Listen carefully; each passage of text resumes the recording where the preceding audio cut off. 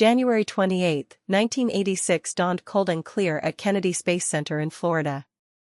The temperature had dropped to an unusually frigid 36 degrees Fahrenheit, far colder than any previous shuttle launch. Despite concerns from engineers about the effects of cold weather on the spacecraft's components, NASA officials decided to proceed with what they hoped would be a historic mission. Space Shuttle Challenger sat on Launch Pad 39B, gleaming white against the blue Florida sky, ready to carry 7 brave souls into orbit. This wasn't just any ordinary space mission. For the first time in the shuttle program's history, a civilian was going to space. Christa McAuliffe, a 37-year-old high school social studies teacher from New Hampshire, had been selected from over 11,000 applicants to become the first participant in NASA's Teacher in Space program. She was chosen not because she was an astronaut, but because she was an exceptional educator who could inspire millions of children to dream about space exploration. Christa had spent months training alongside her 6 crewmates. Commander Dick Scobie, a veteran test pilot with nerves of steel. Pilot Michael Smith, making his first space flight but bringing years of Navy experience. Mission specialist Judith Resnick, a brilliant electrical engineer making her second space journey. Ellison Onizuka, the first Asian American astronaut, and Ronald McNair, a physicist and accomplished saxophonist who had overcome racial barriers to reach the stars. Payload specialist Gregory Jarvis, an engineer whose experiments would help improve satellite communications. The mission had already been delayed 6 times due to weather and technical issues. Schools across America had rescheduled their viewing parties multiple times, but the excitement never waned. Children had gathered in gymnasiums and classrooms, their faces pressed against television screens, waiting to see their teacher blast off into space. Parents took time off work to watch history unfold. This launch represented something magical, the idea that space wasn't just for elite astronauts anymore, but for ordinary people with extraordinary dreams. Christa had planned to conduct 2 live lessons from space, teaching students about life aboard the shuttle and demonstrating how everyday activities work in zero gravity. She carried with her a small American flag and a banner from her school, Concord High School. In her personal kit, she had packed items that represented her students and her community. She saw herself not just as an astronaut, but as an ambassador for education, showing children that learning could take them anywhere, even to the stars. The crew had been awake since before dawn, going through their pre-flight routines with the precision that comes from months of training. They ate breakfast together, suited up in their bright orange launch suits, and made their way to the launch pad. The atmosphere was electric with anticipation. NASA had spent years building up to this moment, promoting the Teacher in Space program as a way to reinvigorate public interest in space exploration and inspire a new generation of scientists and explorers. As the crew climbed into Challenger, thousands of spectators gathered at viewing areas around the Kennedy Space Center. Among them were Christa's parents, her husband Stephen, and her 2 young children, Scott and Caroline. They had traveled from New Hampshire to watch their mother, daughter, and wife make history. The children waved excitedly at the distant shuttle, knowing their mom was inside, about to embark on the adventure of a lifetime. At Mission Control in Houston, flight controllers monitored hundreds of systems, ensuring everything was perfect for launch. The launch director began the final countdown, his voice calm and professional over the communications system.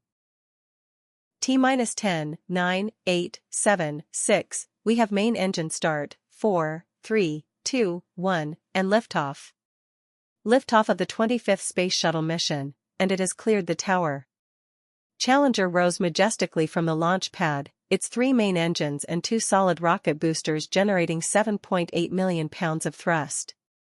The shuttle climbed steadily through the clear morning sky, leaving behind a brilliant white contrail that curved gracefully upward.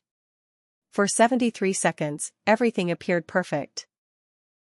The ascent looked flawless, exactly like the 24 successful shuttle missions that had come before. But unknown to the crew, spectators, and most of NASA, a catastrophic failure was already in motion. The unseasonably cold weather had affected the rubber O-ring seals in the right solid rocket booster. These rings were designed to prevent hot gases from escaping the booster, but the cold had made them inflexible. At the moment of ignition, hot gases began leaking through the failed seal, creating a blowtorch effect that would prove fatal. The escaping gases created a plume of flame that burned through the external fuel tank's support strut. As Challenger reached maximum aerodynamic pressure, the weakened attachment point failed. The right solid rocket booster broke free, swiveling on its remaining attachment point and slamming into the external fuel tank. The tank ruptured, releasing thousands of gallons of liquid hydrogen and oxygen. At exactly 73 seconds after launch, at an altitude of 48,000 feet, Space Shuttle Challenger disappeared in a massive fireball. The orbiter broke apart under enormous aerodynamic forces, not from an explosion as many believed, but from the sudden breakup of the entire launch stack. The crew compartment, amazingly intact, continued to climb for another 25 seconds before beginning its tragic fall toward the Atlantic Ocean. In classrooms across America, children who had been cheering and applauding suddenly fell silent. Teachers struggled to comprehend what they had just witnessed. The excited chatter turned to confused murmurs, then to tears as adults tried to process the unthinkable. At Kennedy Space Center, Christa's family watched in horror as the shuttle they had just seen carrying their loved one vanished in a cloud of white smoke and debris. Mission Control, which had been calmly monitoring a routine ascent, suddenly erupted in urgent voices. Flight controllers here looking very carefully at the situation.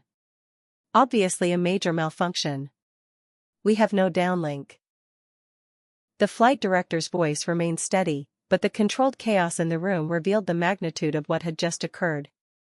Years of successful missions had ended in an instant of devastating failure.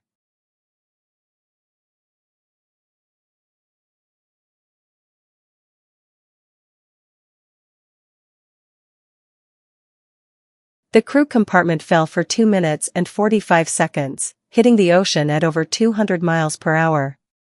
Later investigation would reveal that some of the crew members may have survived the initial breakup and remained conscious during the fall.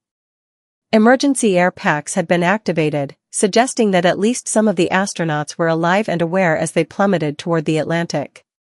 This knowledge would make the tragedy even more heartbreaking for their families and the nation.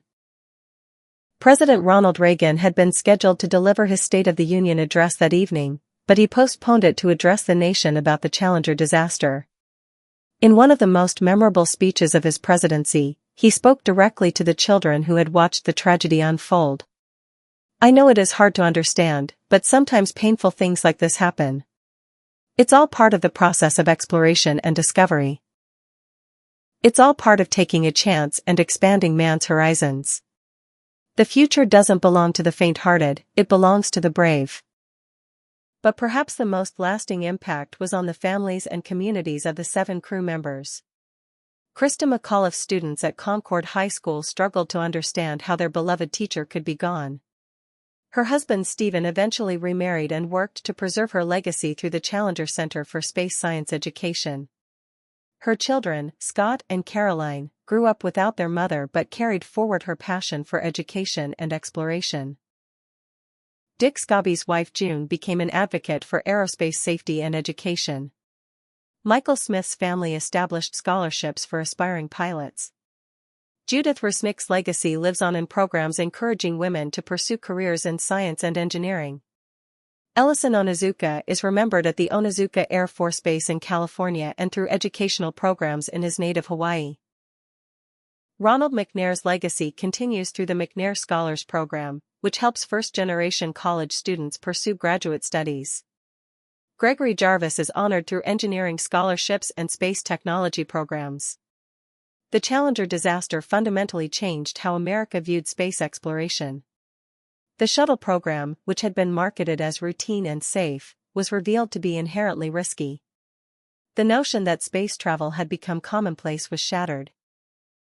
Every subsequent launch carried the weight of Challenger's legacy, a reminder that exploration always involves risk and that the price of reaching for the stars can be heartbreakingly high. Today, more than 35 years after the Challenger explosion, the 7 crew members are remembered not as victims, but as pioneers who gave their lives in humanity's quest to explore the cosmos. Their sacrifice led to safer spacecraft designs, better decision-making processes, and a more realistic understanding of the risks involved in space exploration. Schools, scholarships, and space centers bear their names, ensuring that their legacy continues to inspire new generations of explorers. The Challenger disaster reminds us that progress often comes at a terrible cost, but that the human spirit of exploration cannot be extinguished by tragedy.